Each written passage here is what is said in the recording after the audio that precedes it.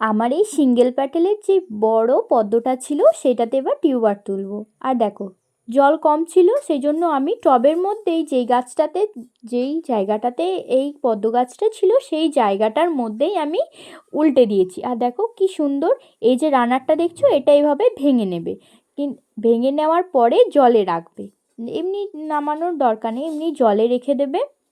আর দেখবে এই রানারগুলো ভাঙার পরে এই যে দেখতে পাচ্ছ নতুন শিকড়, ছোট ছোট শিকড় বেরোচ্ছে, এটা যেন সেফ থাকে। এইটা সেফ থাকলেই তোমার নতুন গাছ রেডি করতে কোনো অসুবিধা হবে না, একদম নির্দ্বিধায় নতুন গাছ হবে। আর ভালোভাবে এগুলো পরিষ্কার করে নেবে তোলার পরে।